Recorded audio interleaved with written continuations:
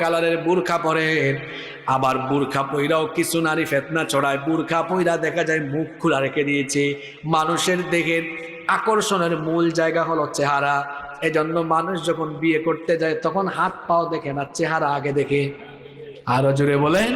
কারণ চেহারা দেখেই তো মায়া সৃষ্টি হয়, ভালো লাগা সৃষ্টি হয়। আল্লাহ বলেছেন মাথার উপর থেকে এমন একটা চাদর ব্যবহার করো যা তোমার মুখ, তোমার বক্ষ দেশ পর্যন্ত আবৃত করে রাখে। আল্লাহ নবী বলেছেন আখিরি জামানায় পর্দা কইরা কিছু নারী ফিতনা ছড়াবে। নবীজি বলেছেন আলা রুউসিহিম কাসনিমাতিল মুখতিল ইজাফ, আলা রুউসিহিম কাসনিমাতিল মুখতিল ইজাফ। বুখতি উটের কুজের মতো ভাঁজ দিয়ে দিয়ে স্টাইল করে তারা মাথার মধ্যে হিজাব পরবে। বলেন তো এই ধরনের আধুনিক যুগের ফিতনাবাজ অনেক নারী আছে না নাই? লিপস্টিক লাগিয়ে আশকারা মাস্কারা কত কিছু মুখে লাগায়া এরপরে স্টাইল করে ওই যে নবীজি বলেছেন বুখতি উটের কুজের মতো ভাঁজ দিয়া হিজাব পরে। আমার বোনদেরকে বলবো এরকম করবেন না, কারণ নবীজি বলেছেন ইলানুহুন্না, এইরকম মহিলাদেরকে তোমরা মুসলমানরা লানত দাও, ফা ইন্নাহুন্না মালউনাত, কারণ তারা হলো অভিশপ্ত।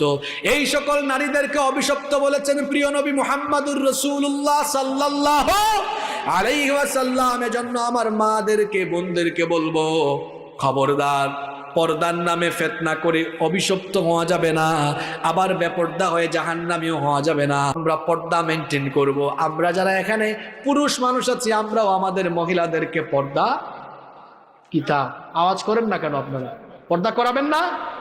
কিছু মানুষ আছে বিয়ে শাদী কইরা নিজের বউকে শাড়ি টাড়ি পরাইয়া বুরখা টুরখা ছাড়া বের হয়। এরা রুচিহীন পুরুষ, ব্যক্তিত্বহীন পুরুষ। এই যে বিয়ের ফাংশনে মানে ক্লাবে গেল বউ নিয়ে, এরকম শাড়ি টাড়ি পরাইয়া ক্লাবে নিয়ে গেছে কোনো ফাংশনে, আর ওই বিয়ের প্রোগ্রামে আসা অনেক পুরুষরা তাকায় তাকে বলতেছে ইস উফ, এমন কি বলতেছে ভাইয়া এটাকে কয় চিনস না তোর ভাবি, কয় উফ হেভি লাগতেছে।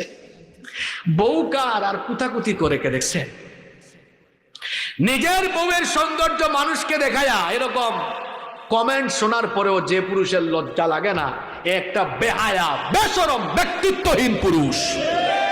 এটা রুচিশীল পুরুষ নয়, এটা রুচিহীন পুরুষ। আপনি টাকা পয়সা দিয়া মোহরানা দিয়া আপনার বউ আপনি বিয়ে করলেন, আপনার বউকে আপনি দেখবেন, আপনার বউয়ের সৌন্দর্য আপনি উপভোগ করবেন। আপনার বউ কি জনগণের সম্পদ নাকি যে জনগণ তার সৌন্দর্য উপভোগ করবে? যারা নিজের বউকে জনগণ দেখার জন্য এরকম বেপরদা বানায় ছেড়ে দিয়েছে, এই সকল বেহায়া বেশরম পুরুষরা নিজের বউকে জনগণের সম্পদে পরিণত করেছে। আল্লাহ তাআলা ওই সকল লোকদেরকে হেদায়াত দান করেন।